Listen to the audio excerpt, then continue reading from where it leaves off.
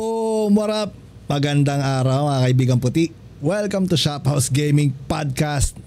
Featuring yung mga recurring natin, tropa. Si Alan, yung ating buting moderator. Saka si Engineer Jules Cochanco. Nandito na naman yan. Pasensya na kayo. Si RN Pot. At saka si Architect Rex. Yung mga natin, bago pala si Rex, bago. Si Pot, medyo matagal na.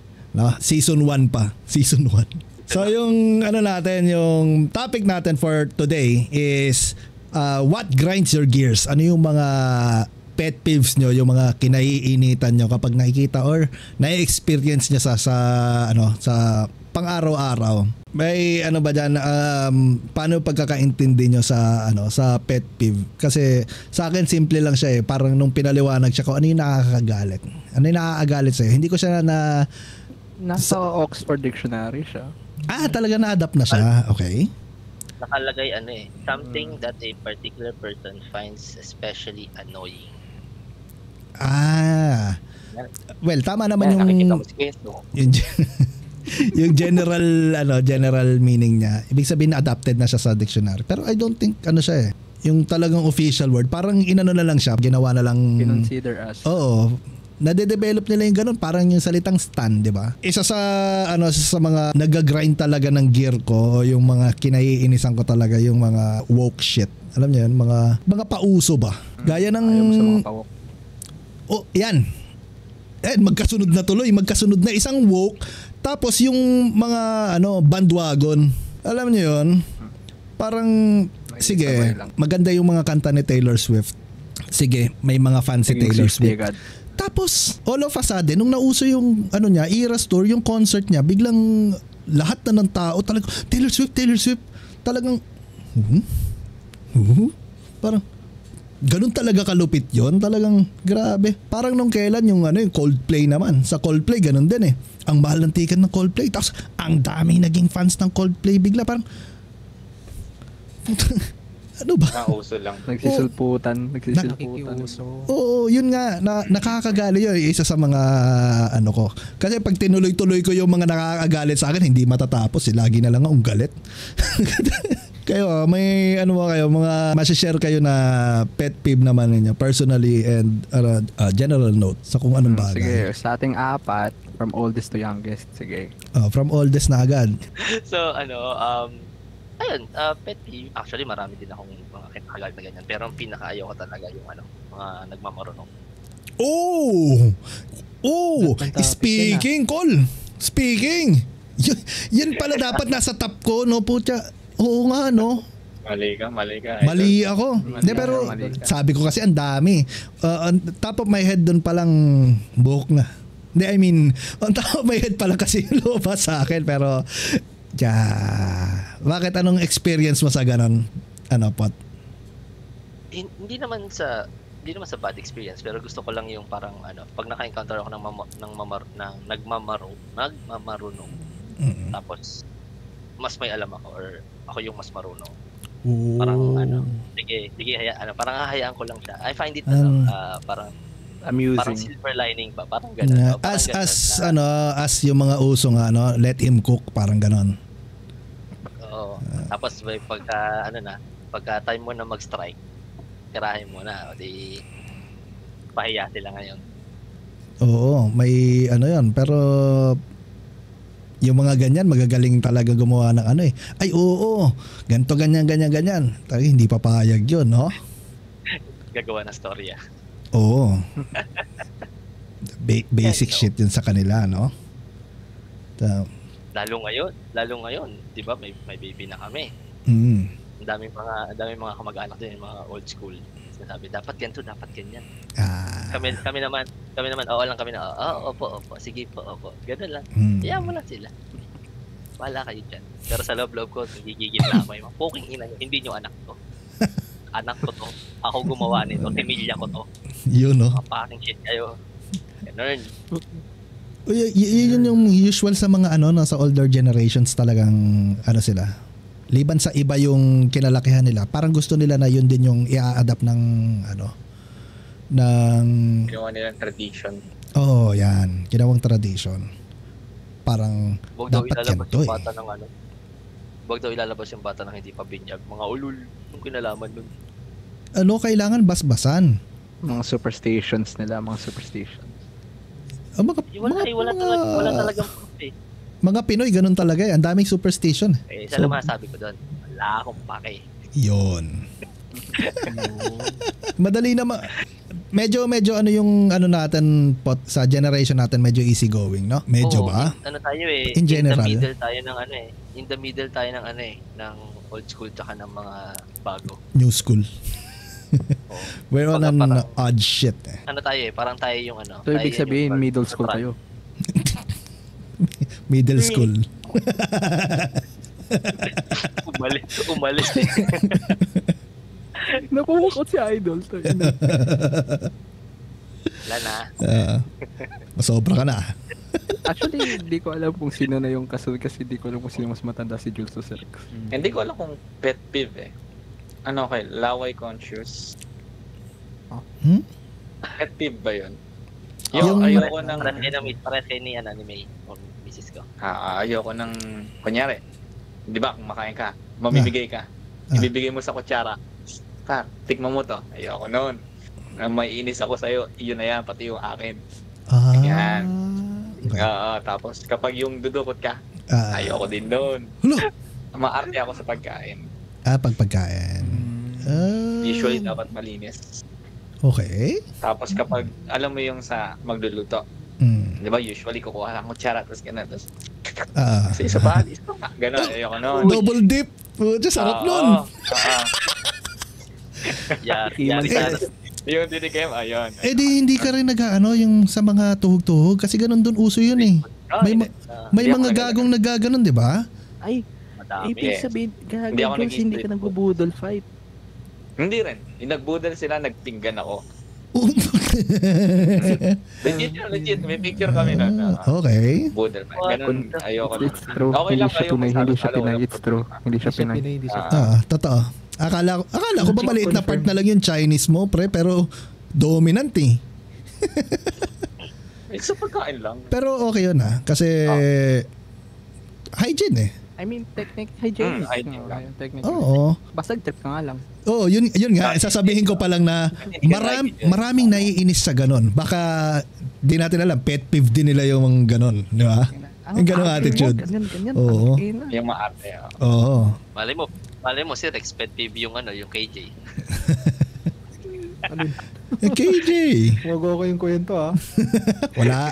Malay nga lang eh. Ano lang, hypothetical. Wala pa. Pero may nagsabi na sa'yo yung ganon, Jules, halimbawa. Naiinis sa'yo ganon sa ano mo? No. Na-sermonan na ako ng ganon eh. Hindi ko naman pinansin. Kasi ayoko nga talaga. Oo nga. Okay lang naman kasi na magsalo-salo sila. Ayan. Pakimut yan trip ko eh. Merong na-awaken na isang naiisip ko na ng mga pet peeve, yung mga pakailamero, yung kailangang yung kailangan halimbawa. Oo. Podcast mo na lang. Yung kailangan yung trip nila ko shot mo na, hindi mo na kaya. Pipilitin ka pa rin. Shot mo na to. Ganyan. Talagang ipipilit niya yung gusto niya. Ayoko nga. Kung ako nga lasing na rin ako, hindi ko na rin kaya pero umiinom pa rin ako. Ganun pa. Makonsensya pa. Hindi ko na rin uminom nito. Putang ina mo. Oo. Parang sobrang daming naiipong galit sa sa dibdib. Isa pa lang yun, Jules. Isa lang? Ikot naman to. Ganun lang. Ikot mo na. Rex na. Isa-isa lang muna. Dapat yun yung pet peeve ko eh. Alin? Yun na yun yung alam. Sorry. Kasi ganito yun. Di ba yung katrabaho pa ako dun sa may kumpanya. Diba nga pagtapos mo sa college, tapos paano ka? Intern? Bago ayun, OJT. Apprenticeship. Ayun, sa OJT. May nakaano akong doon, yung parang senior architect. Pre, lahat nung ko, putang parang, kala mo professor, yung tipong penmanship na lang sa AutoCAD, pre. Ayoko na mag-OJT, puta. grabe, pino na lahat, pre. Lahat. Like, what the fuck? Oo, parang in-scrutinize ka. Oo, in-scrutinize ako. Nininitpick yung gawa mo. Tapos ang problema, di ba, sa akin lang naman yun. Pag sa mga halimbawa may mga babae kaming kasama, puta hindi. May bias. Bias siya. Sarap. Nakakasar ka. Kaya nga pa nagpaparevise sa puta, high blood ako. Ganun talaga, power of fempem eh. Oo, pagka pempem first before bros. Wala namang punto sa'yo eh. Sip pa yun sa bus namin. Siyempre. Sige lang, Rex. Ilabas mo lahat, Rex. Ilabas mo lang, Rex. Kaya mo yan. Sige lang. Sana di nila mapanood to, no? Hindi. Unless na-share mo sa kanila, wala kang problema eh. Hindi. Bakit? May pakiba sila sa'yo. Shout out mo na rin. Shout out mo na rin sila. Kayo. Name drop din. Shout out sa'yo, senior architect. Well, yun sana. Kaso wala eh. Hindi, okay lang naman eh. Paliwanag mo pa rin naman yung mo eh. Oo. Anong problema doon eh. In Twitch their own. Siya. I mean, lahat yan nasa top ko. Lahat ng mga nabanggit nyo nasa top din. Banggit ko lang yung isang kasama nila. Yung bida-bida. Yung? Isa pa yan. Bida-bida. Anak ng anak ng ng pet peeve ni Pot. Jollibee. Parang may sila, may parang 'di ba yung kay Pot nagmamarunong. Parang interconnected nga. Bida-bida. Yung tipong main character syndrome kumbaga. Grabe ka naman sa akin. Hindi lang ikaw Marami kayong may main character syndrome. Putang inang yung kakasama lang sa isang grupo or kakapasok kung sa usapan tapos biglang tungkol na sa kanila. Oo, ganun talaga. Yung parang nagpapakilala na agad. Or matindi. Yung nanahimik lahat tapos biglang mag-bring up ng isang nangyari sa kanyang kakaiba, ganyan. Tapos putang ina, naghihingi ng atensyon. Oo, ng validation na Yung putang inang may superiority complex. Kumbaga. Yun ang matindi. Yung mga parang mas may kulay ang buhay nila sa mga ordinaryong tao. Yung alam mo sa panahunan ko, ganito ganyan eh. Tapos kayo ganyan na lang. Oo. Yun laging merong gustong i-impart na mas superior na something in regards dun sa mga kausap niya. Parang alam mo dapat ganito eh. Yung diyan nagsimula yung wala kayo, yung akin ganito eh. Ganyan. Wala ka sa lolo ko. Wala kayo sa lolo ko. Ayun, no? Iba pa ba yun sa Iba pa ba sa narcissist yan? Actually, Pwede, narcissistic attitude na yun. Narcissistic attitude. Top-centered, gano'n. Oo. May na-experience na kayo na nang sa psychoanalyze? Paano psychoanalyze?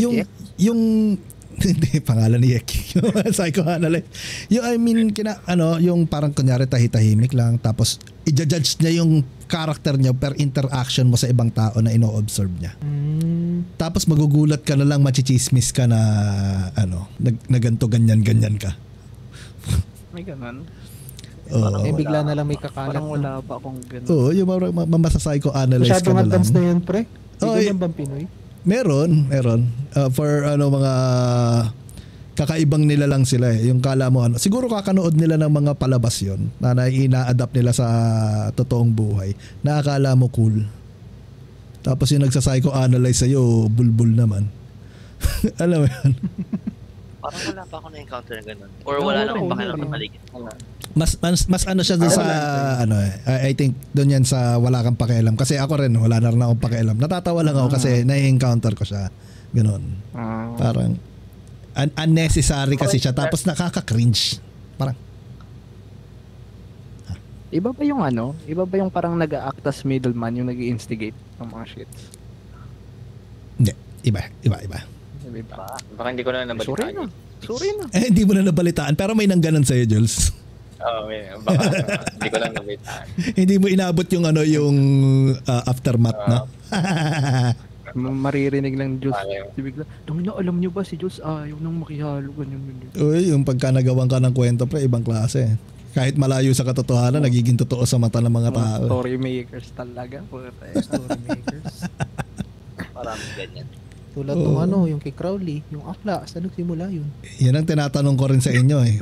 Bakit yung mga ganyang pauso sa akin napupunta? Ako nagpapauso ka mo. Di ba totoo yun? Hindi ako yun, gago.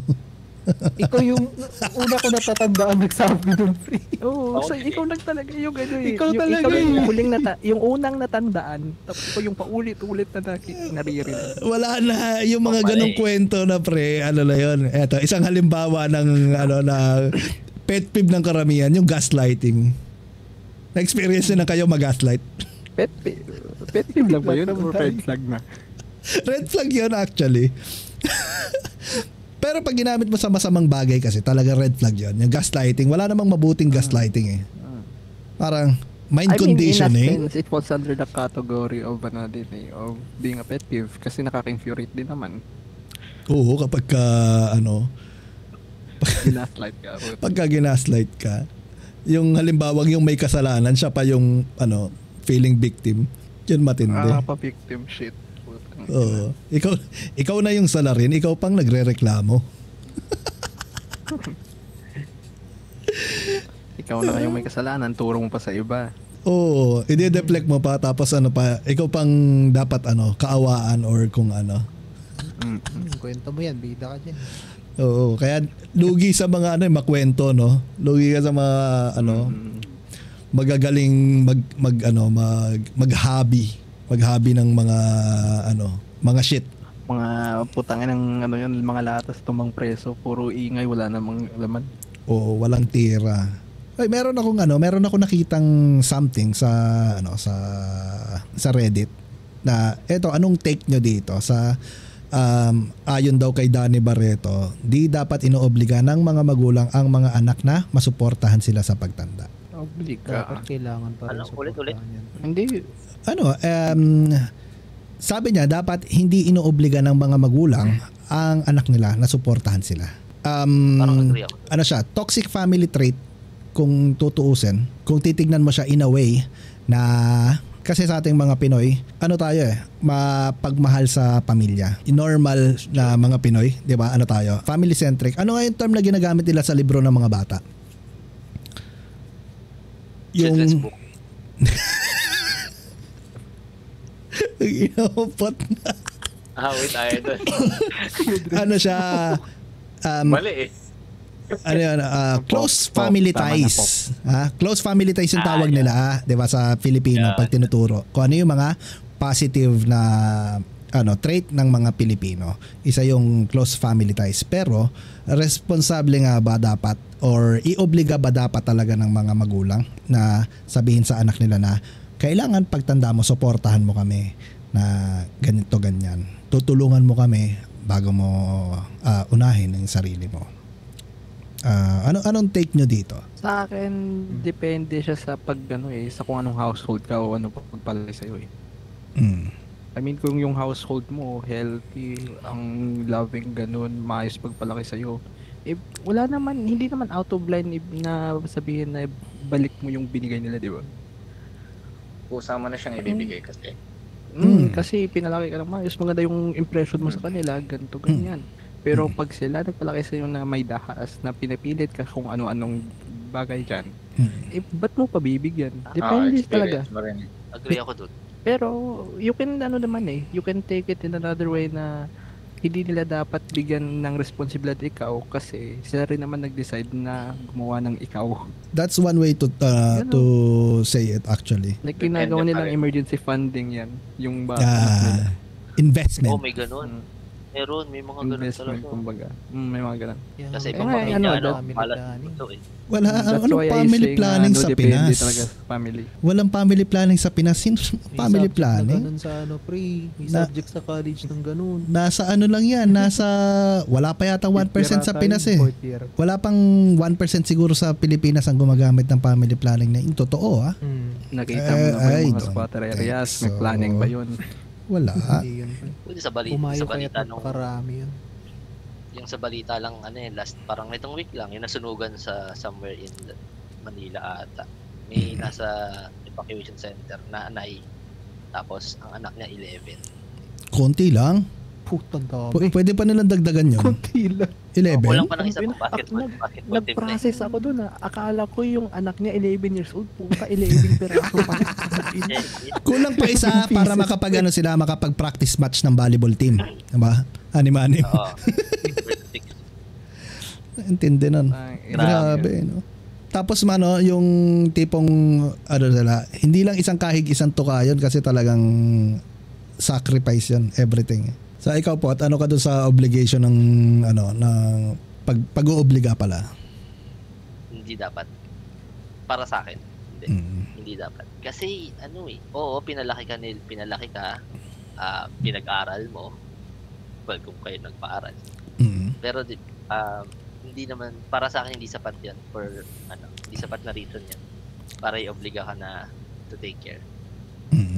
Siguro dahil nga Pilipino tayo kaya may ganong mindset sa atin. Pero hindi sa ibang bansa. Puro nga nasa nasa mga home for yung home for the aged dito sa Pilipinas, para mga care centers. Nandun na halos ng mga matanda. Retirement homes ganun. Yun, oo. Dinadalaw-dalaw na lang ng mga pamilya. Sa ibang bansa nga, kating-kati silang palayasin yung mga anak nila, kanya-kanyang buhay na agad 18 years old, diba? Palayasin ka. Oo. 18. Hindi pong ayaw mo pang umalis ang putya, pinapalayas ka. Sa Pinas, iba. I mean, technically, kung nilagay ka sa retirement home, parang gano'n na rin yung pag-alaga sa'yo eh. Kasi syempre may sustento din naman ibibigay yun for stay, di ba? Oo, parang form of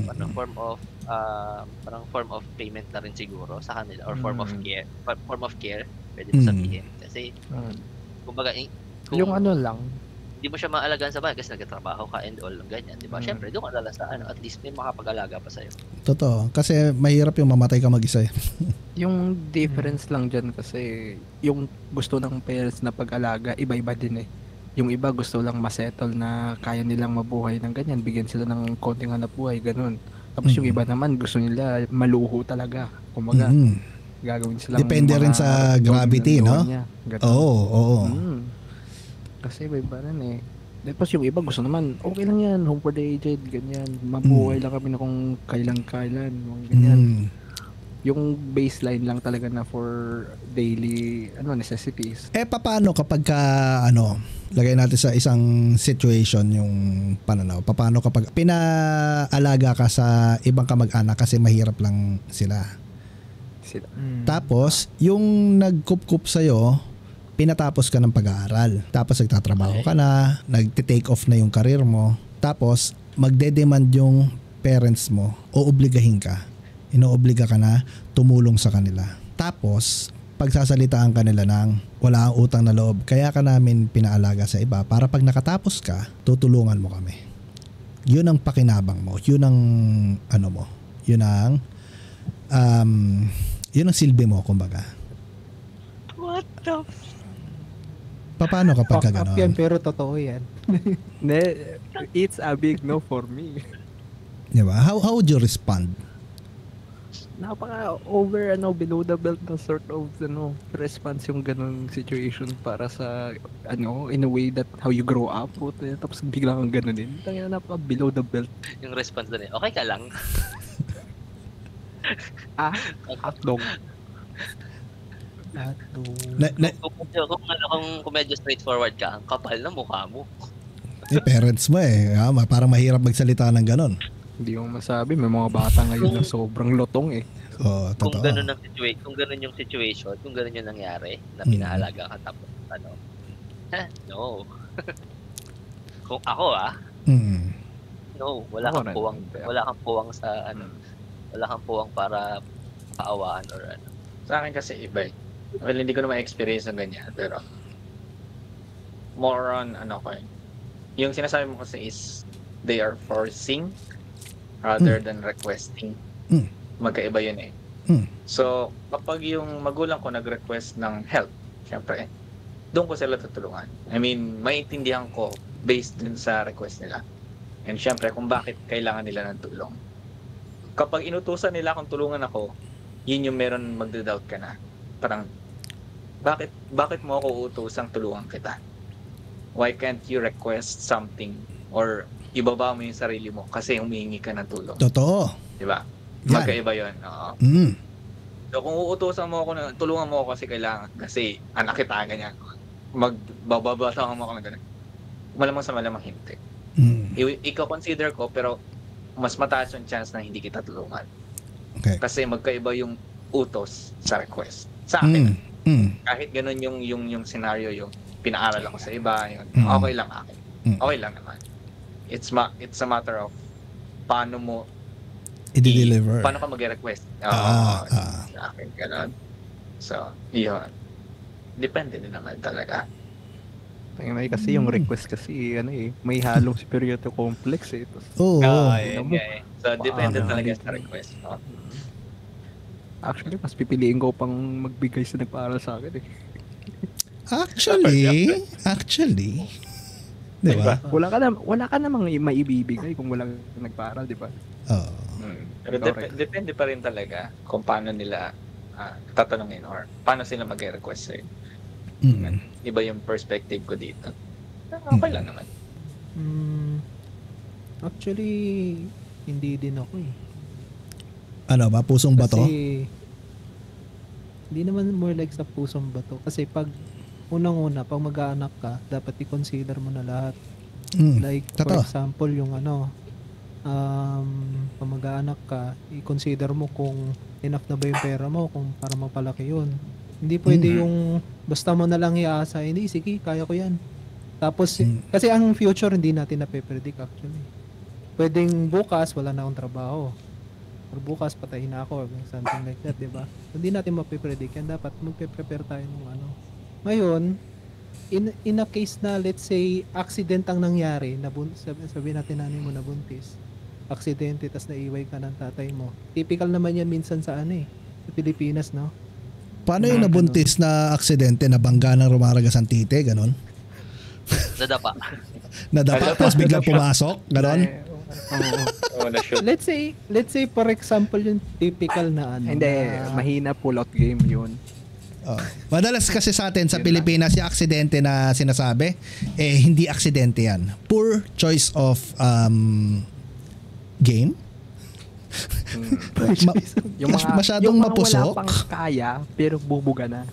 I mean, hindi ko alam kung kasama yan sa sa miseducation, kakulangan sa kaalaman. Di ba? Kasi itinuturo sa atin yan tinuturo yan Anong ginagawa mo nung panahon na yun? Bakit hindi ka nakikinig? Na pag pinutok sa loob, malaki yung chance. Bakit hindi nyo alam? Safe day daw. Diba? Meron pa yan yung meron pang calendar method na sinasabi, safe yan. Pinuputok ko sa loob kasi masarap. Pero safe yan kasi Tapos next week, next month, kakaba ka ba kasi wala pa. Delayed pa. Tapos call, buo na. Tapos GG na, call. Diba? Once na buo na yun, puta, iwanan mo na lahat ng mo. Wala. Iwan lahat, call. Ipapako ka na, pre. Iwan lahat, pamilya na. Oo, tapos sasabihin nyo sa Facebook, gift yan. Okay. Blessing. Blessing. Tapos sa totoong buhay, lahat inutangan na, lahat hiniraman na. Kasi hindi planado. Hindi nga planado. Halatang galit si Keso kasi yan yung woke shit Halatang isang no? Isa pa yan sa what grinds my gears.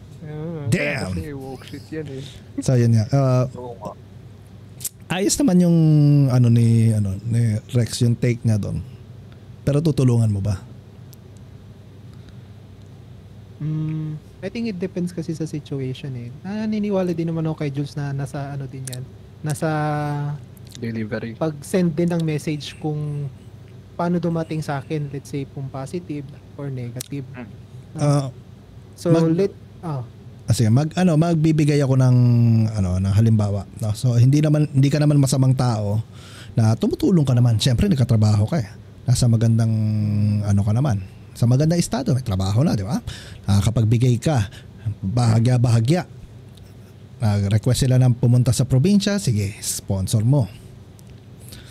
So, bibigay ka continuously. Wala naman trabaho yung mga kasama. Kasi alam mo yung mga typical family, ewan ko kung naka-experience na kayo ng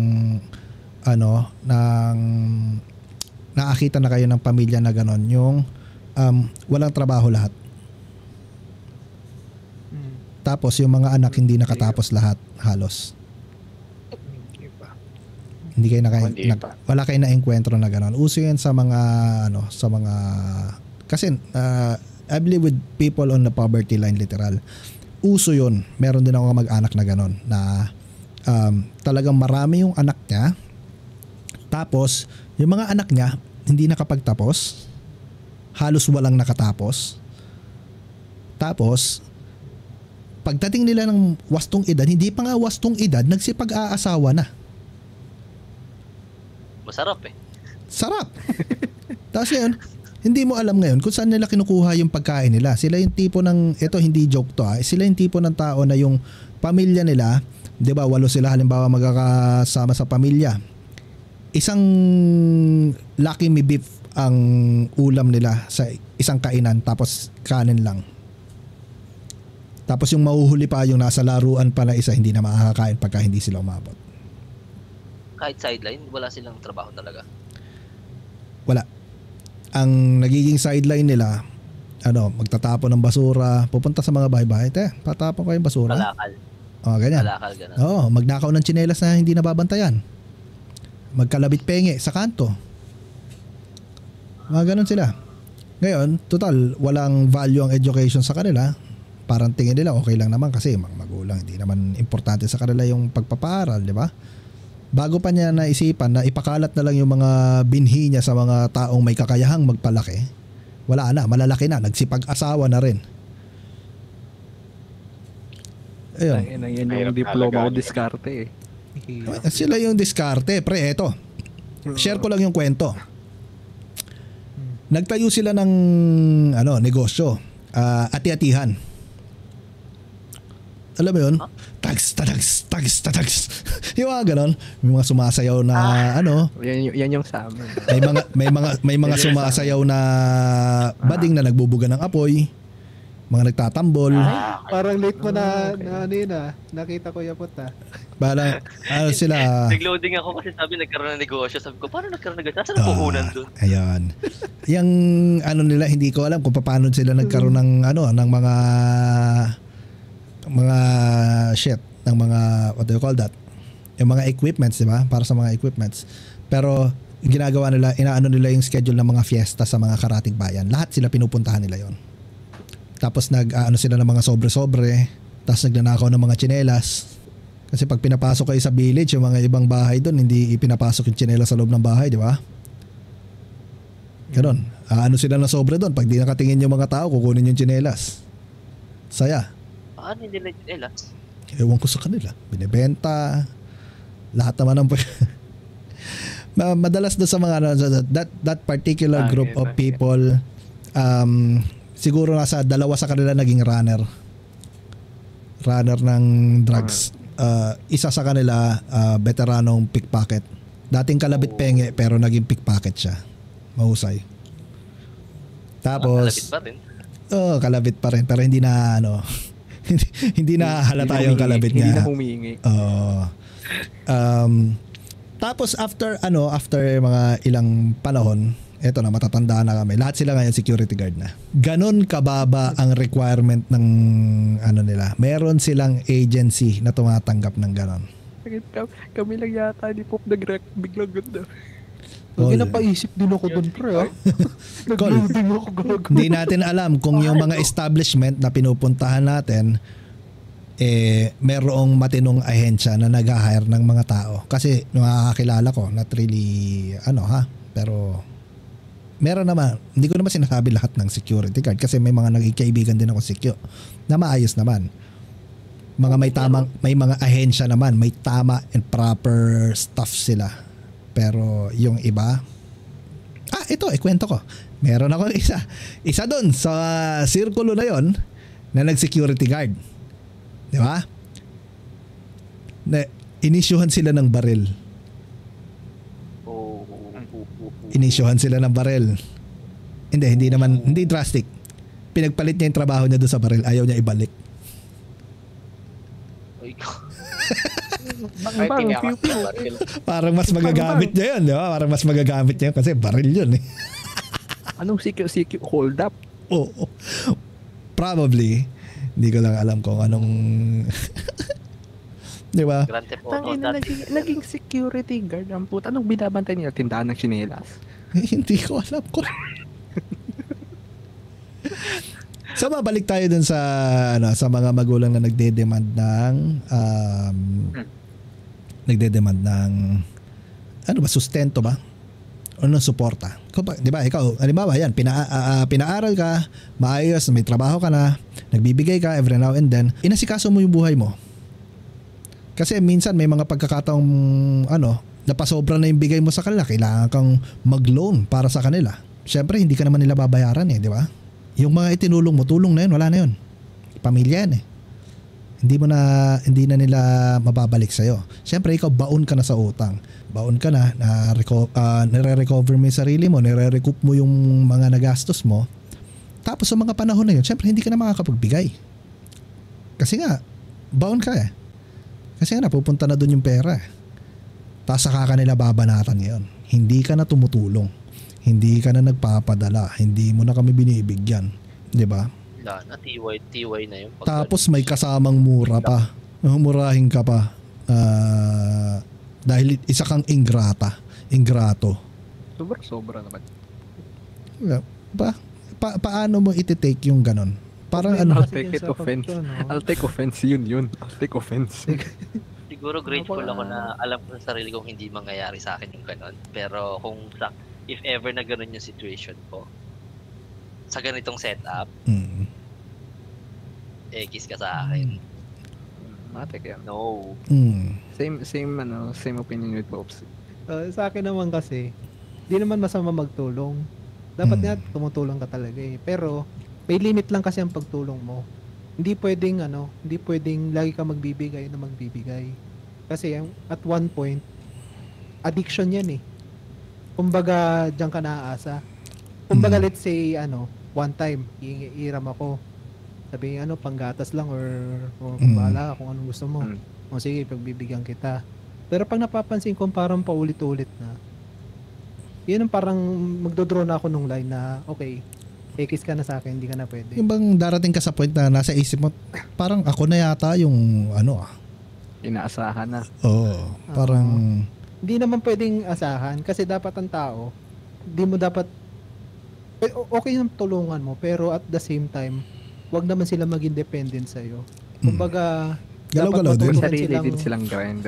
Matuto rin silang din kumayod kasi, in the end kasi, buhay mo yan buhay ko din to. Tapos, kailangan, maglaban tayo ng patas-patas. Hindi pwede yung manghihiram ka dito sa ganyan, parang manglalamang ka, no? Rex, kaya kita pinatapos ng pag-aaral sa tita mo para tulungan mo kami. Ha? Magdodonate ako. Di ba, pagka, di ba, parang ang sarap sabihin na, galaw-galaw din. Call? Pa? Galaw-galaw din. Di ba? Pero parang, what if sa situation na hindi na sila capable of work? Capable. Good question. Good whatever. What if naman? Good point. Good point. Yeah. What do you mean not capable? Like halimbawa, sickly na sila. Physically and health-wise. Matanda na. Like, retired na, ganun. Yes. Retired na. Sabihan mo lang mag-stream ka. Oo, ang dami mong matanda mag-stream ngayon. Hindi Mag-cooking simulator ka dyan, ma. Kung on a serious note, kasi mama ko ngayon, retired na siya. Ang kasama niya sa bahay, yung bunso namin. So, tas naman siya, since retired na siya, may monthly, din naman siya. Pension. Monthly pension. Diba? So, parang ako, kung kailanganin niya naman ng tulong, okay, go, tutulong ako. Pero, on the back of my mind, parang, anong ginawa mo nung let's say nagsimula ka nagtrabaho, like nung 18 years old or 20 years old? hanggang dumating kami. Nasaan yung savings mo? Ba't wala kang naipundar? 'Di ba? Tapos naibayad ko na. Easy. Naibayad ko na. Savings? Wait, Diyos ko. Like 10-year subscription ako kina-keso eh.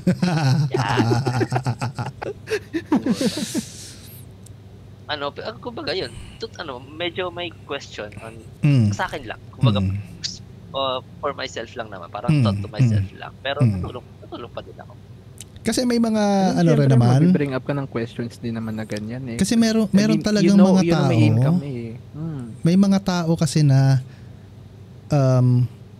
isang kahig, isang tuka lang eh. Walang savings. Parang himala na nga lang na nabuo yung pamilya eh. Kasi, alam mo yun, resilient ang mga Pilipino.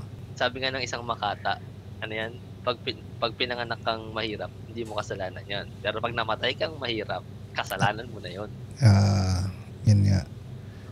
I believe in that shit. Pinanganak ka, hindi mo naman kasalanan yung mga mga event na kumbaga, kung mahirap ka ipinanganak, nasa hard mode ka. Ngayon, kung gusto mo manatili sa hard mode, bahala ka sa buhay mo. Ganun din yan eh.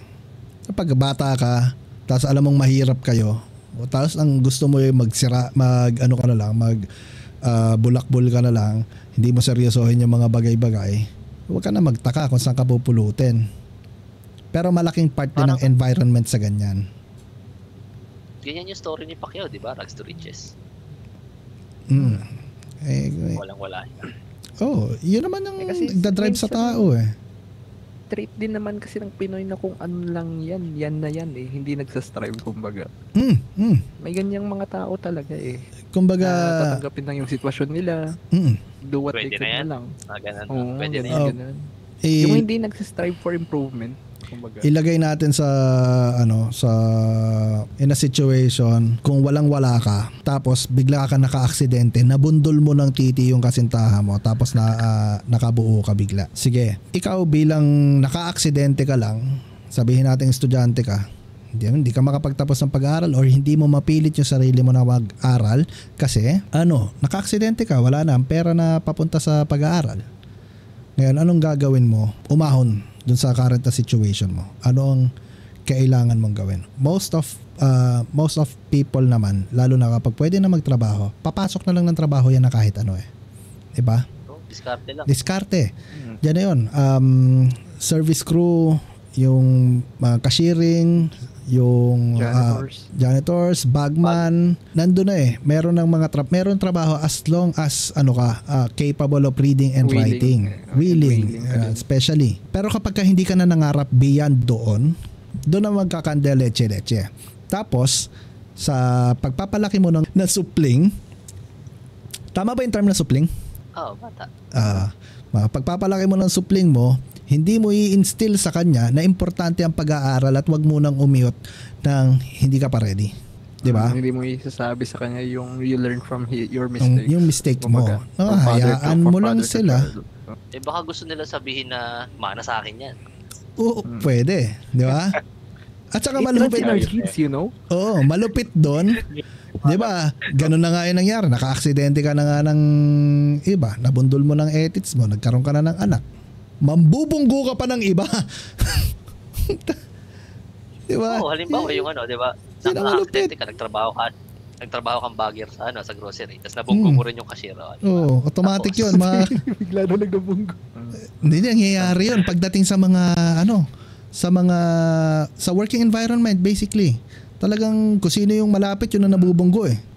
Yung nangyayari siya. Naging pile up na. Oo. Tapos niyan, ang lupit mo na. Tapos yung nabunggo mo, hindi lang basta nabunggo naputukan din eh. Ayun, GG. No, anong kinabukasan kapag ka ganon? Iyan. Isa pa sa mga putang inang pet peeve. Kinabukasan, hello tulpo. I mean, actually, sa ganong setup na, yun nga, may nabaga bigla na aksidente, ganyan. Yung isang part is that one, yung pairs na magsastrive, maghanap ng trabaho kung saan-saan. And the other side of the coin is yung aasa sa parents. Oo. Gano'n na nga. Legit. Kasi, aksidente, tapos yan, ano nang gagawin mo? Wala kang may pakain. Titira muna kami sa inyo, ma. Oo, yun. Or di kaya, sabihin muna nga, hindi pa ako pwede magtrabaho, ma. Tapos muna ako para, ganyan. Tapos doon din sa school mambubunggo ng iba, no? Oh, shit. So, yung teacher naman nababunggo. Wala, hindi na napipigilan yung ganyan. Grabe yung mga tao. Ibang domino effect yan eh. Ibang once mentality. Sunod-sunod na yan. Oh. So, something Parang puro worst case scenario yung sinasabi mo.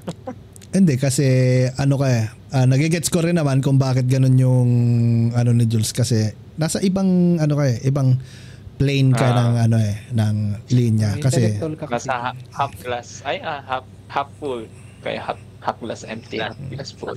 Hindi, I mean galing kasi ako sa lupa, sa mundo ng mga putang ina. Yung tipong hindi ka makalabas ng bahay nyo sa kanto kasi mau-hold up ka. Ganon. Kakaiba yung lugar namin. Yung tipong may diba, naglalakad ka, tapos mapatingin ka lang doon sa mga kumpulan ng mga lalaki, maangas ka na kagad nun. Tangina, cases from the hood pala. Oo, from the hood yun, pre. Ganon ang Ano sila keso noon? Yan. Matindi daw mga doon. Tumatawid ng mga yun hindi tumitingin. Oo, ibang klase yung mga lugar doon, pre. Anong titingin sa kaliwat kanan? Hindi, diretso lang. Bakit ka batas? Ako ang batas. Ba't ka hihinto sa mga pedestrian lane? Ano yun? Joke lang yan. Ganon dun sa lugar namin dati. So, isa pa dun sa mga kakaibang shits ng mga tao doon. Na kapag 16 ka na, tapos na yung high school dati. Tapos na yung high school na 16 ka. Dapat yan meron ka na asawa. Pagka wala kang asawa, loser ka. Mahina. Ganun doon. Strictly asawa, hindi ka live-in or something. Dapat meron ka ng binabahay. Ang totoong maangas, may binabahay. Pag wala kang binahay, mahina ka. Tapos yung high school ka, wala kang syota, wala kang kaakbay, wala ka bakla ka ba? Na-correct. Ganon. May mga tao naman din kasing hindi pa ready sa ganon, ng mga bata pa talaga, di ba? Kaya kakaiba. Layas ako kabilang bayan agad lipat kabilang bayan. Paano kapag nandun ka na sa sitwasyon na tumutulong ka tapos kulang pa rin, ngayon nabaon ka sa utang, hindi ka na makatulong muna, ang sasabihin mo syempre, doon muna sa kapatid ko o doon muna kay ate, doon muna kay kuya, para kasi baon ako tapos ang sasabihin sa'yo, may pamilya na yung mga yun Sabi ko na Ikaw wala ka pang pamilya. Paano yung ganon? Hindi ako makapagsabi, wala akong sibling Doon tayo sa may mga sibling. Wala kang choice pot, halimbawa. Kasi kapag nagdahilan ka, kay ate, kay kuya, o kay bunso, may mga pamilya na sila. Kunyari, wala ka pang pamilya. Kung ganon, kung ilalagay ko yung sarili ko sa ganong situation, maaaring yes, tutulong ako. Wala akong choice. Paano kung wala ka na? Kung wala ka na talaga. Yung tipong wala ka na talaga. Wala ka na ibibigay. Wala ka na ibibigay. Nagdadahilan ka. Talagang totoong wala Wala talaga Tapos lalo silang nagagalit. Lalo ka nilang minumura. Bahala kayo dyan. Bahala kayo dyan. Aalis ako. Yan. Lalo, parang nakikita ko yung inis dun sa mukha ni Jules Parang naiinis. Nagawa ko. Well, kasi, sige, pag ganyan kasi, ang goal ko talaga doon, una kong gagawin, kakausapin yung kapatid ko. Kaya mo ba magbigay din? Ganaan. So, yung goal sa akin, pinakaunang step, makipag-usap sa kapatid ko. Yun. Pamilya natin yan. Magulang natin yan. Nagka-pamilya ka, yes. Pero magulang mo pa rin yung kahit anong mangyari. True. Diba? So at some point, hindi pwedeng ako lang lagi. Kasi balang araw, magkakaroon din ako pamilya. Anong ibibigay ko sa pamilya ko ngayong mabubuo ko? Kung lahat ibibigay ko na dun sa magulang ko. Diba? So, ang goal ko, magtulungan tayo, magkapatid tayo Huwag mo ibigay sa akin lahat ng responsibilidad. Kasi magkapatid tayo. Anak tayo ng magulang natin. So, diba? yun yung, yun yung mindset ko. Yung communication talaga yung kailangan para sa akin. Yung pinaka-importante. Kaya mo ba magbigay din? Kasi ako, kunyari, wala talaga mabigay. Sasabihin ko sa magulang ko, wala akong maibibigay. Kahit anong gawin mo, kahit anong sabihin mo dyan, hindi kita maibigyan kasi maski ako kapos. Yeah. Wala akong maibigay sa sarili ko. So, nasa magulang mo na yun. Kung paano iti-take. Kung paano mo iintindihin. Kung paano nila iintindihin. Saka kung paano mo ipapaliwanag ng mga ayos. Di ba? Kasi, at some point, makikita naman nilang kapos ka talaga. Di ba? Hindi naman hindi mo maiiwasan yun eh. Wala kang makain. Di ba? Totoo. So, ayun. Kung may maitutulong, sige. Pero kung wala talaga, kahit magmura ka dyan, wala akong maibibigay. Okay. Yan. Kasi parang worst case yung sinasabi mo, yung parang laging masama yung bigay sa'yo. Yan yung situation lagi ni Keso eh. Laging to the bitter end laging worst eh. So at some point, hinahanap ko yung part na, ay maiintindihan ko yan ko. Ganon. Parang magkakatagpo tayo sa goal na, ay wala talaga. So gagalitin ko si Jules. Gagalitin kita. Gusto ni Jules makita yung light in the dark eh, pero gusto ni Keso i-bring out yung darkness. Yung tipong hindi ka nauunawaan ng parents mo. Hindi ka nila mauunawaan. Kasi tingin nila, wala akong pakit. Kasi ang tingin nila, bahala ka dyan.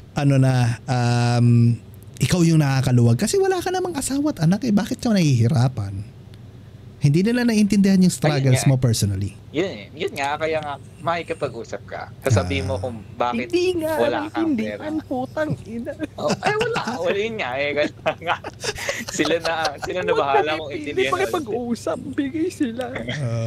Magbigay ka. Sobra na, Alan. Yung nila, pag nagalit sila, may pera na eh. Yan naman parang kapag ka nagalit sila, parang dapat magbigay ka na. Eto na. Hindi nila alam na merong something na nabubrew dahil dun sa sa negative nilang pag-receive, no?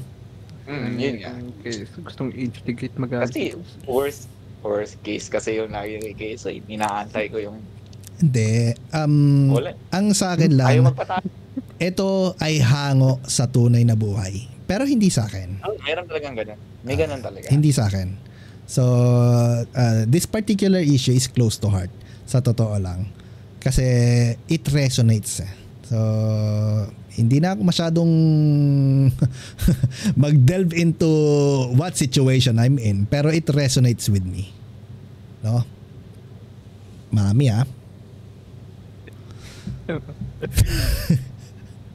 Di lang ako ang anak Pero it really resonates. So, yun.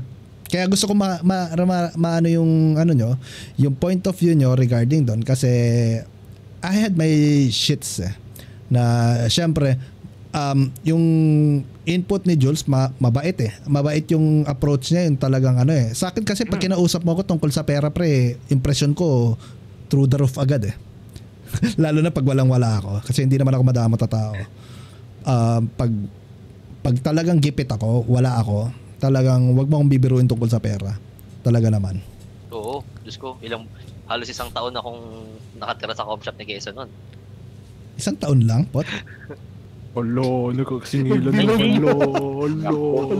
Hindi, I mean, isang taon lang ba siyang tagal mong tambay doon Wala po, sasabihan ka niyan. Pinatira kita, magbigay ka na. Hindi naman dati kasi nung time na yon wala akong trabaho noon. As in, naglalaro ako sa shop ni Keso. Puro utang, puro lista. Na-experience ba kayo noon na naglalaro sa com shop mo, ang utang na nasa 22,000? Dati may com shop din kami. Dati kami com shop. Na-experience na yun. Hindi ako yun, 22,000 na yun Hindi ikaw yun. Hindi ako yun. Hindi ako yun. Sinishare ko lang na merong umaabot ng ganon. Si Pot di umaabot, nasa 12 plus lang si Pot 12 ba lang ba? Dating com shop na mga pinuntan ko, meron ako nakitang 10K. Nagbabayad kasi si Pot So, na-absuelto siya. Si Pekto nasa 22 plus na bayaran niya rin eventually. Wala na name drop na. Hindi, inaano ko lang si Ace dati nabayaran niya rin. No, kung sino yung may mga pera, yun yung mga hindi nagbayad. Ang gusto ko lang naman Utang sabihin, kalimot. Ganun ka generous si Ken. Utang kalimot. Sisingilin kayo niyan balang araw. May contract ko pero hindi kami nagpapautang. Chinese kayo No, talagang Pautang kung wala kang Chinese. pera, maglaro. Maglalaro. Wala kang pera. Tama naman yan Kasi sa amin, bayad muna bago laro. Sa amin kasi hindi naman ako ang naiwan na kasi sa shop Si Power na yung naiwan doon, yun ang yun ang manager doon sa shop Yung kuya ko, siyang nagbabantay. Gusto niya lagi may tao yung shop. Hindi naman pwedeng di ba? Pero lagi naman puno pot, no? Paano bang bayad mo sa kuryente? May pera talaga yung shop noon. Ganun kadami yung naglalaro sa kanya. Kailan pa nawala yung shop? 2020 lang, nung nag-pandemic. Sinutdown ko na. Kapares tayo. 2020 din sa amin. Pag-graduate ko, wala na. Tinanggal na namin. Yung mga laro namin na walang bayad, nako-cover ng mga batang naglalaro. Yung mga batang naglalaro ng mga mga flash games ba yun? Y8. Y7 ba yun? Mga ganun. Y8 yun. Y8. Kulang ng 1 pot. Nako-cover nila yung yung paglalaro namin. Oo. Wala, ano yung Y8? Yun ako na nabutan yun Walang yun. Y8. Pero pang naging Y3 pa yan. Y3? Wala na kasing flash ngayon Naging Y3 yan. Tapos yung FRIV, F-R-I-V, meron din yan. Hindi ko yung alam. Priv, ayun nga, so yung sitwasyon was yung ikaw yung wala pang pamilya, yung magkakapatid. Tapos ikaw na lang yung hinihingan pero wala ka. Tapos hindi sila nakakaintindi kahit gaanong kausap mo, Jules. So ano magiging reaction mo na? How will you handle the situation? Well, unang-una, may kapatid naman ako. Actually, same din gagawin ko kay na Jules Usapin ko muna kung meron pa mamibigay. Hindi nga nakakaintindi, putang. Pati yung mga kapatid. Sige. Worst na nga, worst case Sige, yung pinaka-worst talaga. As in, ako lang, no? Okay, sige. No, yung pinaka-worst, wala talaga akong mabibigay. Ayokong mabaon sa utang dahil lang dyan. Hindi ka na mababaon sa utang kasi baon ka na sa utang.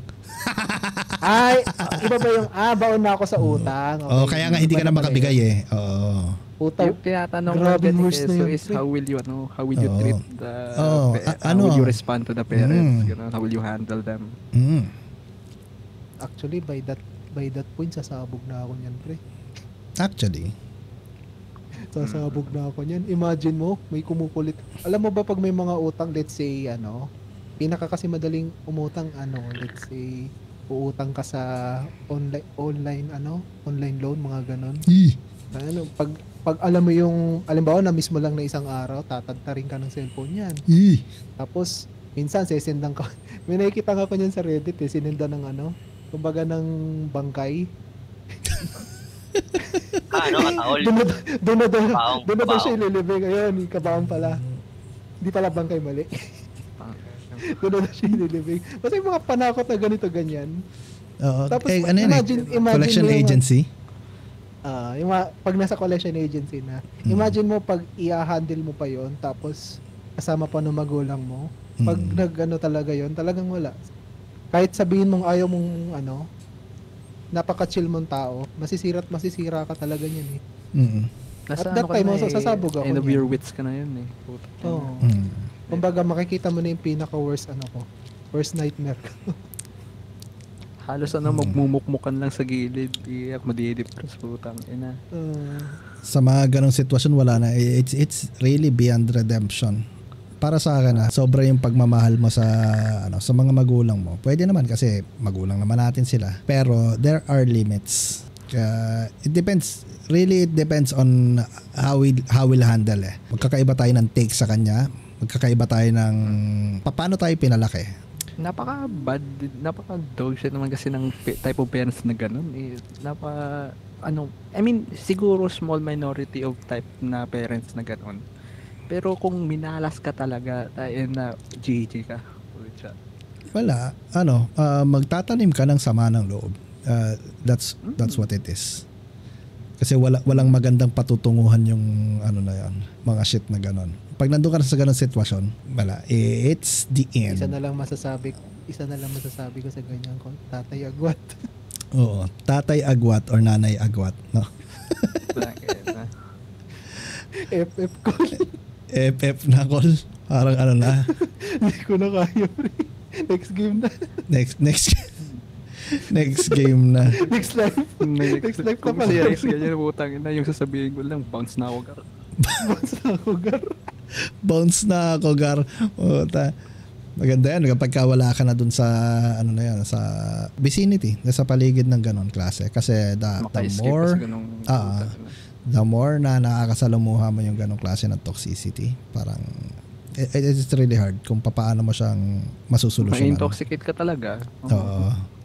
Talagang lasing ka sa kabwisita ng araw-araw na buhay. Problema, galit. Bigay pa kayo ng ako natapos na ako dun sa kasi nakita ko siya sa feed na sa Reddit yung tungkol dun sa toxic family trait daw.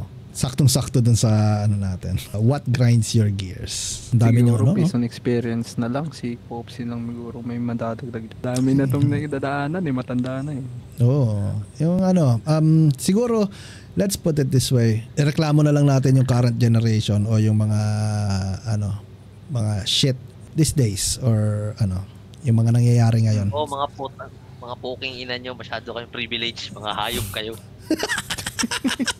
Sorry na po, kuya. Oy, wala ako dyan. Nasa better side ako. Sorry na po, kuya. May mga tawag to, yung mga nagtatrabaho na masyadong demanding. Sila, parang, demanding in a way na parang, kunwari, let's say, ang trabaho ay, let's say, 8 to 4. Mm.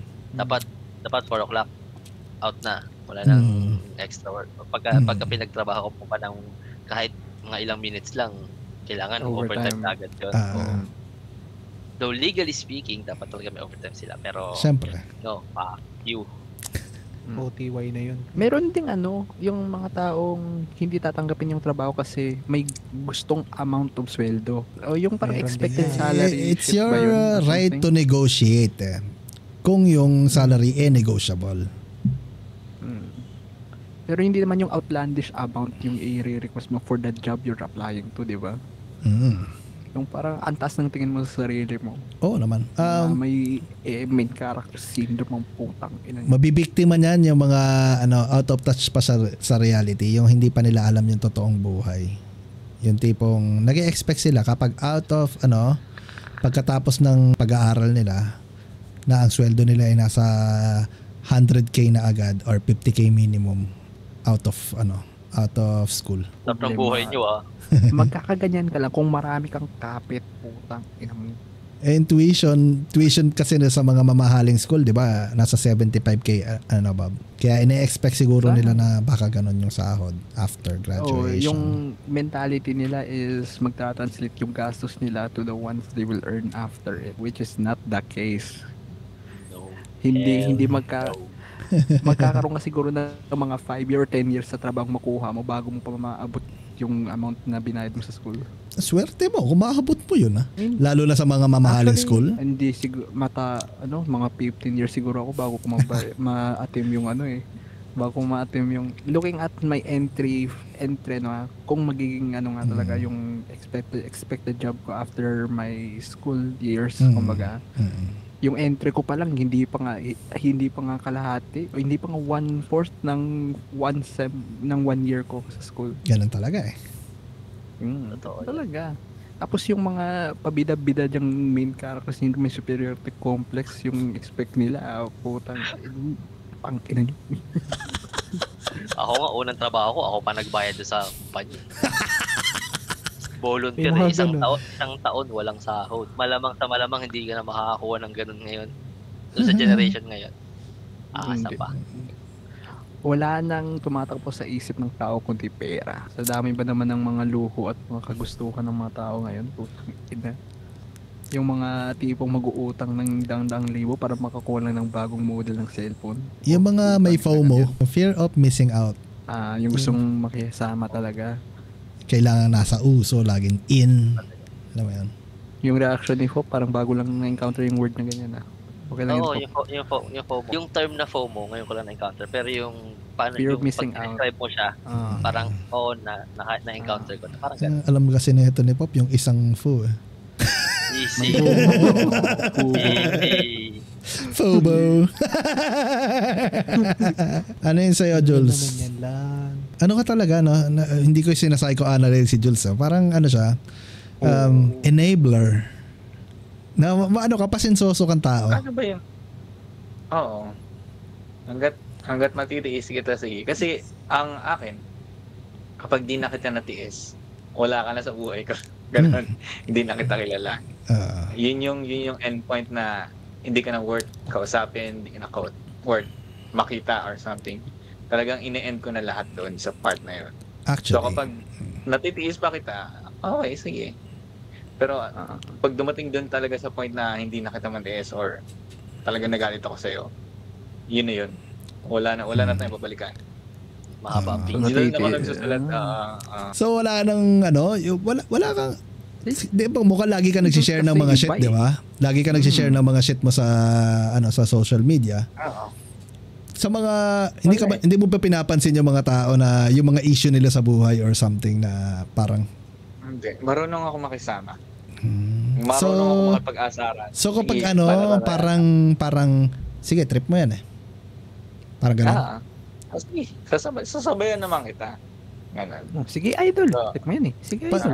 Pasensyoso si Jules, no? Kahanga-hanga yung na yan. Kahanga-hanga yan actually. Kasi malaking bagay yung hindi ka na aapektuhan ng mga nakikita mo eh. Stress lang kasi kapag sinasako mo yung parang negative energy nila. Totoo. Pag iniisip talaga. Sakit talaga. Hindi naman kailangan, hindi ka kailangan ma-stress. Pero na-stress ka tayo sa kanila. So, ang akin, parang titignan ko na lang yung good side na nag-enjoy naman kami sa asaran, ganyan. Diba? Yung naghahanap talaga ng light in the dark eh. Oo, siya, very, very positive. Huwag ka magpapakamatay, Jules, ha? Putay na mo. Pag may problema ka, sinasabi ko sa'yo, seryoso, pag may problema ka, putay na, kahit nakakaasar ka, kausapin mo ako, pwede ako. Gago, wag yan. Tandaan mo yan. Iba yan. Tandaan mo yan. Sinasabi ko lang sa'yo. Kung iisip na Jules, example sa ganun, iisipin Jules na magpakamatay, putay na iisipin yan. Hindi, matutuwa naman yung iba pag ganito nangyari. Hindi, sinasabi ko lang kasi rare yung trait na yan eh. Naiintindihan ko yung ni Jules sa ganun eh. Pero yung mga tao na yan, baka maka-enkwentro sila ng bagay na sobrang hindi na nila makitaan ng malaking impact yan. Pakiramdam ko kasi prone sila sa ganun since, diba, buti na lang hindi ka pa stressed ng sobra sa mga shit na bagay. Pero I hope maganda yung outlook mo, tuloy mo lang. Basta pagka may isip mo magpapakamatay ka, message ka muna sa akin para mai-chismis ko sa iba.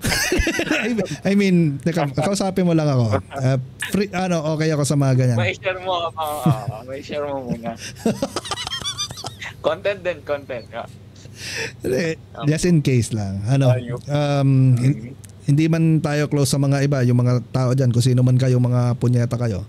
Kung kailangan nyo ng kausap, huwag kayo mag-hesitate. Kung hindi ko kayo kilala, magpakilala kayo sa akin, tanginan nyo, chat nyo yung stream. Maghanap kayo ng kausap, kung ano man, kasi when problem arises sa mga tao, minsan kailangan lang ng kausap. Ako, dumaan ako sa isang sobrang dilim na phase itong nakaraan, and I chose not to talk to anyone. Hirap na hirap ako. So, I'm glad I'm back. So, tanginan niyan, nagnanakaw na nga lang ako ng usap kalaalan sa kay Kevin nun, di ba? After ng stream ni PJ ata yan, nakakausap niya tong dalawa, si Kevin at saka si Alan. Sabi ko, ang saya ko, nakausap ko sila eh. Dati pa nagsabi naman ako kay Quezon na kung gusto mo may kausap, tapos available ako dito eh. Wala, puro kabastusan ka naman eh. Na-joke lang. Joke lang. Sabay ganun. Joke lang. Nag-offer ka na, siniraan mo ba? Dati nakakausap ko si Alan ng madaling araw, puta, alas 3 na yata kami natapos mag-uusap eh. May pasok pa. Gago eh. Bakasyon yata si Alan nun eh. Bakasyon ba yun, Lan? I think dun din nag-umpisa yung pag-assimil ko sa gantong sleep schedule. Ayun lang. Kasalanan yan, Jules. Ikaw Ikaw pala eh. Ba't ako? Working hours ko nga. Pero, Ikaw ang nagsabi nito na gusto mo. Putang ina mo. Sorry. ay, ako ba? Ayaw ko ba? Ikaw Rex, ano pang mga hinaing mo dyan? Pinaka number 1 na pet peeves ko ay not following instructions. Sa generation na ngayon? Oh. Mm. I mean, sa school pa nga lang, makikita mo na eh. Prevalent yun Yun yung nagmamagaling. Oh. Kwento mo yun eh. Prevalent yun, ano yun? Prevalent yung ganyang klase ng attitude. Na-offend yung parte sa generation ngayon. Na-offend. No, Yung kumbaga may sinet kang instructions na ganito yung gagawin mo. Ay, hindi, didiskartehan ko yan. Tapos kasi napaka-prevalent yun sa construction. Oo, Lalo na pag pag nasa construction ka, tapos dito, may nasa plano na yun na ganito yung gagawin mo. Jules. Technical plan na yun. Lugi tayo dito, Jules. Technical tayo dito sa construction, Jules. Architect dito. Makakaaway ng engineer yan. Si Rex. Kasi sa technical plan, may nakalagay na doon na dapat kasi actually dapat mason nagbabasa nun. Tapos yung engineer na Ingat-ingat ka sa pinagsasabi mo, Rex. Masasakal ko kayong dalawa putangin na niyo Computer engineer naman ako. Si Alan lang pala. Gawin ko sa maso mo. Pukpuk mo sa laptop. Well, yun nga. Pag may specific instructions, hindi nasusunod. Kaya dapat babantayan mo yung site na nakaano sa'yo. Mukhang finale. Yan, finale ka na ba lan? Yan, go. Finale na ba? Pinali ng Alon. Oh. Yan. Bigla ko masabi, dapat pro ako sa generation ko eh. Salanan mo yan. Maraming issues in current generation. I can definitely say that. Napakaraming woke, napakaraming pabida-bida, maraming magmamarunong, maraming lahat na lang inangkin ng kasamaan. Pero para sa akin kasi that's feel ko na-attain lang nila yung ganung attitude eh. Like kung anong nakikita nila, anong nakakaslamuhan nila. O yung tipong gusto mo lang din makisabay, kumbaga, yung mindset nila. So, parang na-assimilate nila ko yung attitude ng iba kung paano nila gawin din yun or pakikitungo. Pero definitely, it's the generation that irks me the most. Mas malala pa siya sa mga nagmamarunong na matatanda eh. Ha? Pero yun, parang mataas yung regards na sa sarili nila, kumbaga na sila yung advanced, sila yung mas marunong ganyan kasi iba na yung kapanahunan namin sa inyo, mga ganyan. Ito rin yung generation na prone sa mas mag-focus sila sa gusto nila kaysa na tingnan yung bigger picture na kung sino maapektuhan, ano yung maging epekto after ng gusto nilang gawin. Basta hindi ko rin gusto eh. Napaka-rare na makakita ng mga tipo ni Jules ngayon, kumbaga. Kasi iba na nga rin yung generation. Legendary pala ako. Rare actually. Rare ka lang. Legendary Pokemon. Hindi ka legendary. Legendary na. How I wish na marating mo yung ganun. Na ikaw ay isang shiny. Saka shiny. 1 in 8,000 ba yan? 1 in 8,000. Malay mo naman, maayos talaga yung maayos din yung pagpapalaki kay Jules. Kaya nga nasasabi ko na naatin ng nila kung ano yung nakakaslamuhan nila. Naur. Yung mga, I mean, aside from aside sa naatin nila, kasama din yung mismong attitude din nila, yung decision nila sa buhay, kung tatanggapin ba nila talaga yung mga ganong klaseng characteristics. Kita mo si Rex nag-decide rin sa sarili niya na hindi muna gumanyan, ganito. Nag-focus sa isang bagay. Ayun, tingnan mo ngayon. Ano nangyari ngayon? Ano nangyari kay Rex? Tuloy mo lang. I mean, ayoko. Sabihin kong preserved. Okay lang. Virtue yan. Tapos, kung si Jules, yung masyadong mapasensyoso, siya masyadong, na-preserve yung kanyang youth. Okay lang.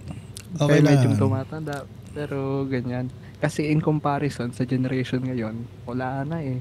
Wala nang yung mga mapasensyosong tao. Wala na yung naghihintay for the right opportunity. Lahat sila go with the flow, barag na kung barag.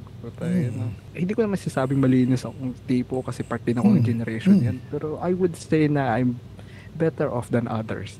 Yun lang masasabi ko. You're not part of the problem. Problem siya. Separate problem at all. Separate problem. Hindi, okay na. Kasi kung part ako ng problem, wala ako dito.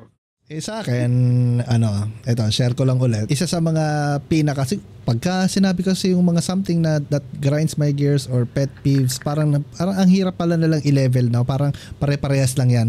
Iisa lang yung emosyon na ibinabato sa'yo. It's all negative. Yung tipong, hindi na nag-iisip para sa sarili nila. Herd mentality. Herd mentality. Yan din yung ni Alan na sama-sama na lang, go with the flow na lang. Kaya nagkaroon ng cancel culture dahil sa herd mentality. Yung iba hindi naman talaga involved sa ganon or wala naman silang opinion na sarili nila. Nakikigo na lang sila. Sige, binabash nila tong taon to, bash na rin natin. Kung magagalit sila dito, sige, magagalit na rin ako. Gusto nila to? Sige, gusto ko na rin yan. Parang kapag kasama sila sa flow, pag nakikisama sila sa flow, parang they feel good about themselves. Kasi belong nga ako. Included within the group. Yun. They found their place, kumbaga. Yan yung isa sa mga, kasi sobrang prevalent siya. Hindi na siya niche. 'Di ba kapag usually dati pag sinabi mong pet peeve, mga ilan-ilang may mga nitpick lang siya. Pero prevalent na siya ngayon Ngayon, putya, lahat na lang naging spiteful na yung mga tao na lahat na lang ng sulok ng internet meron kang ayaw. Parang dati nasa internet ka lang naman para sumaya, manood ng bold, mag-chat. Ngayon maiinis ka pa Ngayon maiinis ka. Titingin ka lang ng Facebook mo, magagalit ka pa. To put it bluntly lang naman, yung mga tao ngayon, I mean, hindi ko naman generalize, pero in my generation, specifically, kasi wala naman ako masyadong idea sa past generations ng mga matatanda na, yung wala silang sense of positive individuality. Yung kanilang pagka-individuality na wala na kasi nga mayroon silang yung go with the flow, yung mob mentality, ganyan. Tapos sinabayan pa nila ng mga negative characteristics. Parang wala na, halos naging lang yung karamihan ng mga tao ngayon. Madaling magalit, bida-bida. Marami silang mga negative attitudes. Tapos yung mga sinasama nila, ganoon din kasi nga mob mentality. Nahubog ng sa gobyerno. Nahubog na ng kultura ng mga kagaguhan. Totoo. Wala ba masyadong issues in society na in terms of how people treat each other aside from the crimes, kumbaga, like walang masyadong magalit sa inyong generation, walang pabida-bida ganun. Wala akong pakialam sa kanila pero meron. Kung siguro kung talagang maghahanap ako or titingin ako, meron siguro. Parang negative vibes yun So, medyo reserved na tao kasi si Pop. Chill na tao yan sa totoo siya, Kevs. Pero I can say, sa generation namin ni Popsy, maraming ding galit na tao. Marami. Yung mga 40s, no? Gago. Mga hip-hop, saka mga metal, magkaaway. Yung mga rocker na yan, galit yan sa mga meron silang mga friction. Saka dahil sa mga Pinoy tayo, may go with the flow tayo sa sa mga shit ng ibang bansa. Na kahit hindi naman tayo involved, meron pang west side at east side na mga gangsta dito sa Pinas. Totoo 'yun. Di ba? Mga pa. May mga hand sign pa. What's up, G? Di ba? Paano hand sign natin, Pot? Pataan. Ganito tayo, di ba? Hindi ko alam 'yun. Hindi. Alam ko yung cancer ni kayo. So, ganito Hindi. Ganito, pre. Oo, ganyan. 2 in the pink, 1 in the stink.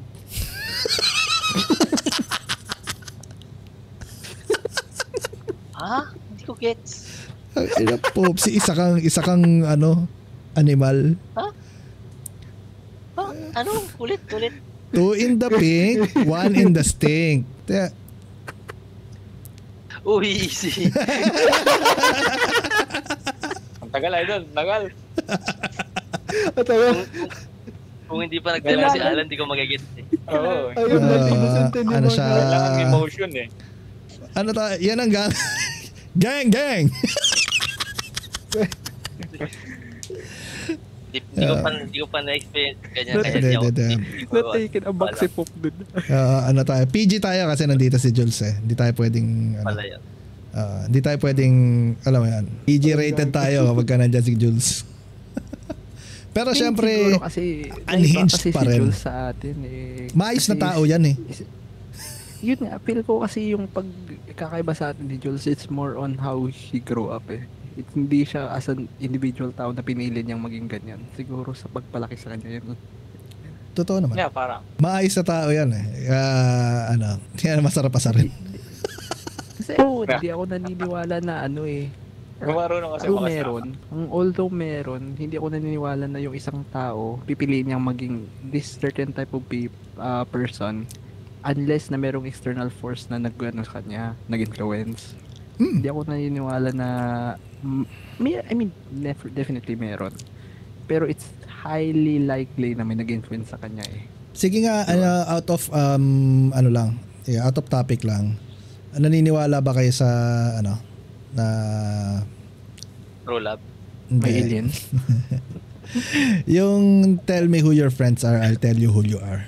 Yung bibase yung personality mo on the type of friends you have? Yes. Cool. Anong sasabihin nila sa akin kung kaibigan ko si Case? Maayos kang tao.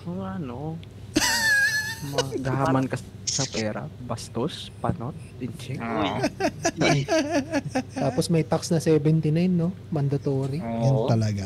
Mandatory. Hindi ka isasali kapag hindi ka nagbayad. Hindi compulsory, no? Mandatory. Mandatory. Grabe. Alam nyo, pare-parehas kayo ng sinasabi pero minahal nyo ako ng kusa.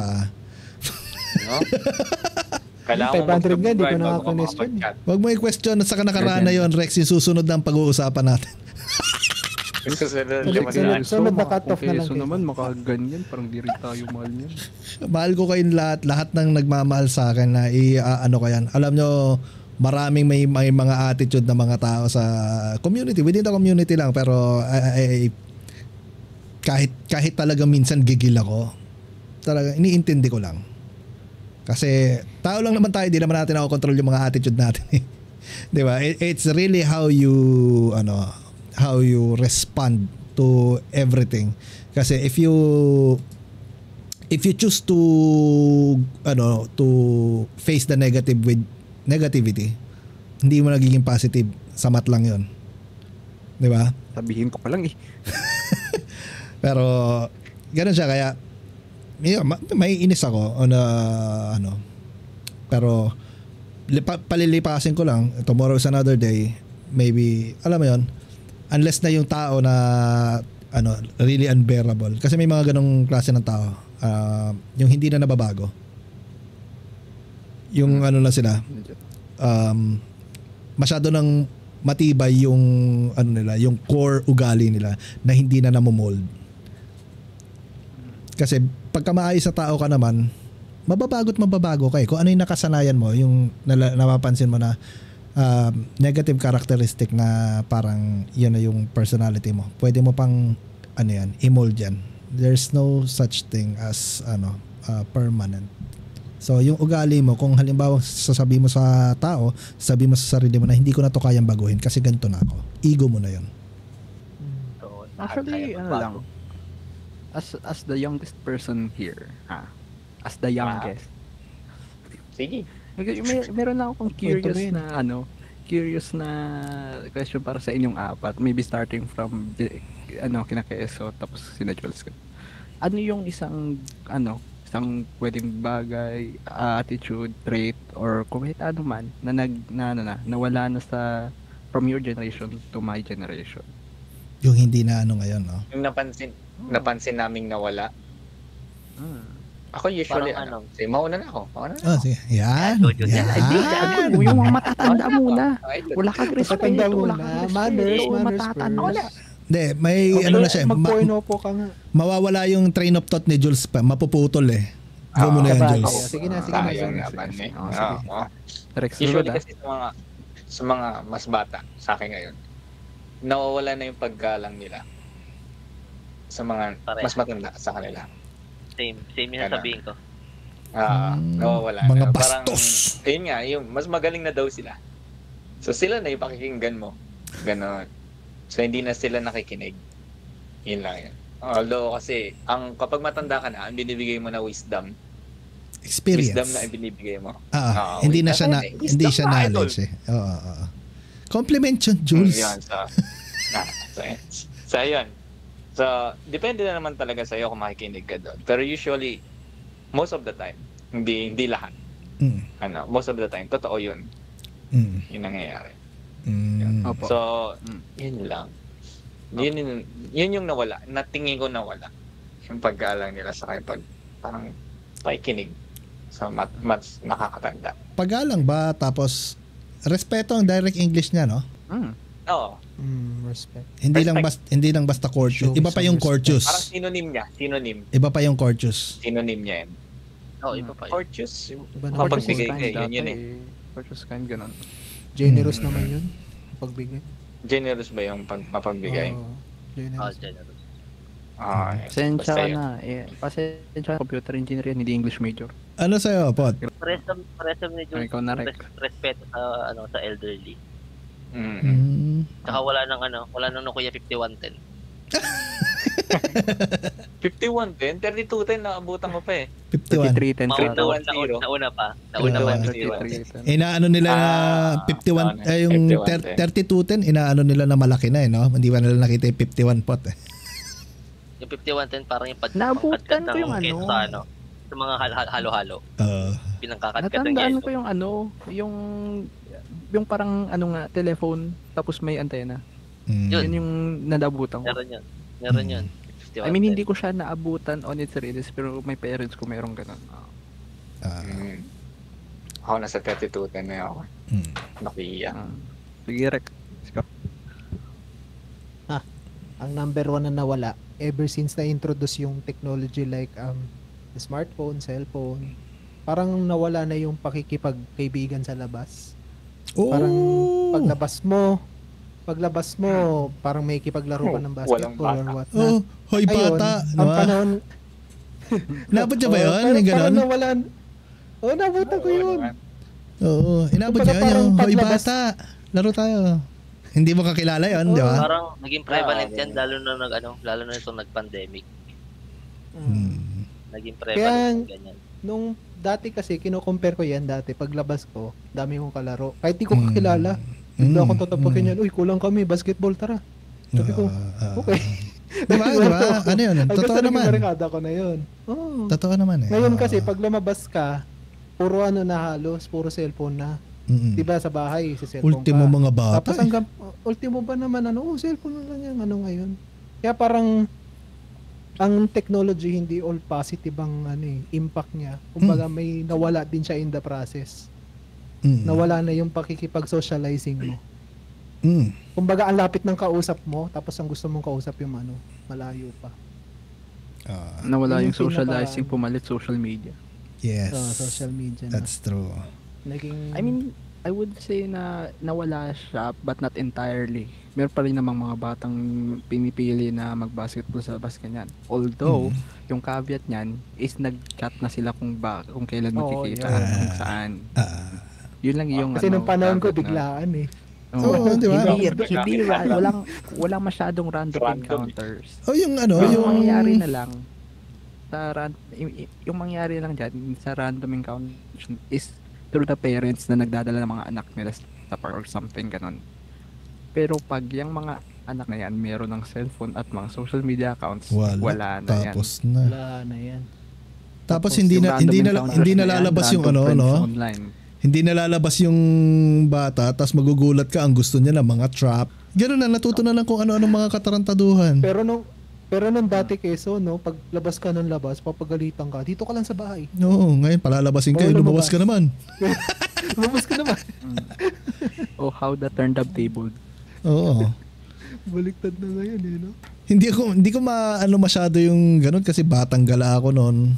Tapos nung nagkaroon na ako ng PlayStation, wala na, tapos na, GG na. Eto na ako. Hindi na lumalabas ang bahay, ayoko na. Wala na akong kwenta Lalabas tao. lang yung Hindi talaga ako malabas sa tao. Unless na pupunta kami ni Pop ng Tagaytay para mag-McDo. O kaya East Asia. May McDo naman sa bayan. Putang ina, sa malayo pa. Pre, ang ang Tagaytay from dito, nasa 20 plus kilometers, 30. 20 plus, no? Around ganon. Natatakboy ni Popsi ng 15 minutes yun. No joke. 15 minutes nandun na kami, Tagaytay. Bibili lang ng fries. Bibili lang ng burger. Takbo lang? No, takbo lang. Takbo lang. Hindi, naano kami. Sabay-sabay kami na agad, no?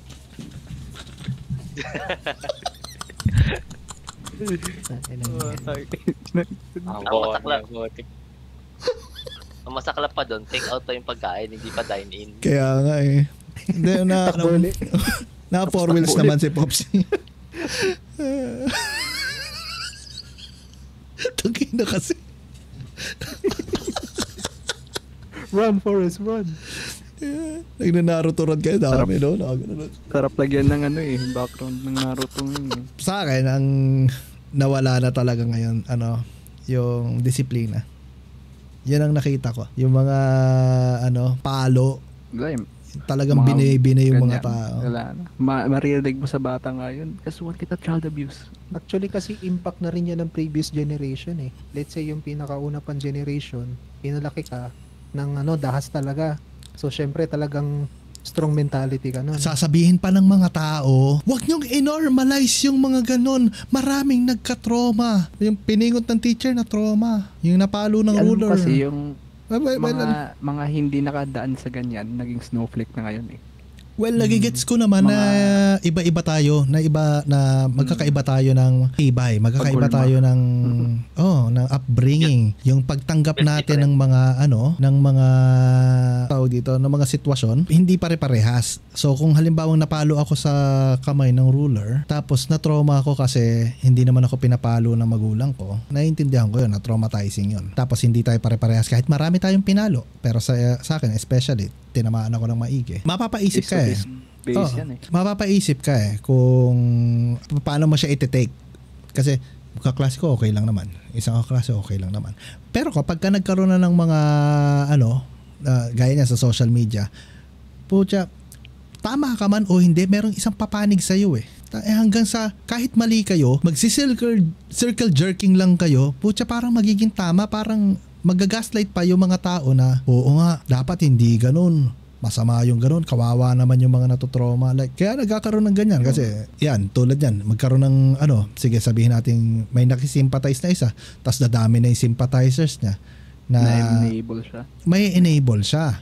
Imbis na itoughen niya yung sarili niya or matulungan siyang mahulma yung kanyang karanasan, may enable siya na hindi, tama ako, mali yung ginawa niya.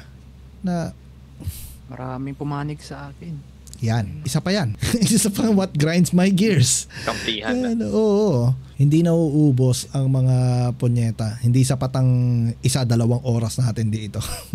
Hindi matatapos, kaya dapat wasan na natin. Masyadong malawak ang topic. Oo, masyadong maraming problema ang totoo. Oo, hindi pa tayo tapos. Abangan nyo, may part 2, 3 at 4 pa to.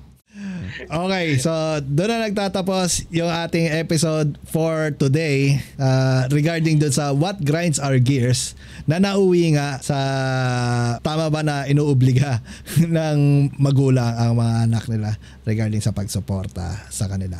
So maraming salamat sa mga guest natin for tonight, si RN Pot, si Engineer Jules Cochanco, at si Architect Rex, butihing moderator natin na si Alan. Maraming salamat ulit. Hanggang sa muli. Paalam. Kaway-kaway, Pot.